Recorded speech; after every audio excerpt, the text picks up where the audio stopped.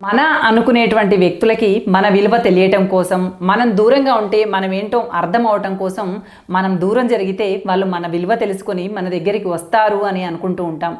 కానీ ఇది అన్ని సందర్భాలలో పని చేస్తుంది అనుకోవటానికి లేదు. వాళ్ళని సరిదిద్దాలనేటువంటి ఉద్దేశంతో మనం దూరమైతే మన విలువ తెలుస్తుంది అనేటువంటి ఉద్దేశంతో మనం అలా కాస్త దూరం జరిగి వ్యవహరించామే అనుకో, వాళ్ళు మరొకరికి దగ్గరయ్యేటువంటి అవకాశాలు లేకపోలేదు.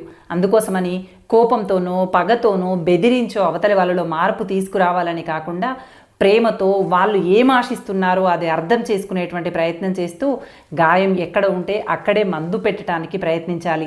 అంతేకాని గాయం ఒక చోట ఉంటే మందు ఒక చోట పెట్టినట్టుగా వాళ్ళ మనసులో ఏముందో అర్థం చేసుకోకుండానే నేను ఆ వ్యక్తిని ఇంతలా ప్రేమిస్తున్నాను, ఇంతలా సేవ చేస్తున్నాను, నేను లేకపోతే నా సేవ విలువ నా ప్రేమ విలువ అర్థమవుతుంది అని చెప్పి మీరు కాస్త దూరం జరిగారే అనుకో, మీరు ఇచ్చినటువంటి ఆ కొంత సమయంలోనే వీళ్ళు మరొకరికి దగ్గర అయిపోయేటువంటి అవకాశాలు ఉన్నాయి. ఇప్పటి రోజుల్లో అయితే ఇలాంటివే ఎక్కువగా కనిపిస్తున్నాయి. అందుకోసమని దూరం పెట్టి కోపంతో దారికి తెచ్చుకుందాం అనుకోవటం కన్నా దగ్గరగా ఉండి ప్రేమతో మార్చుకుందాం అనుకోవటమే సరైందేమో. మీ అనుకునేటువంటి వాళ్ళ నుండి దూరంగా వెళ్ళిపోయే ముందు ఒక్కసారి ఆలోచించండి. బంధాన్ని దూరం చేసుకుంటున్నారో బంధాన్ని బలపరుచుకుంటున్నారో ఆలోచించి నిర్ణయం తీసుకోండి. లేదంటే జీవితాలు బలి అయిపోతాయి.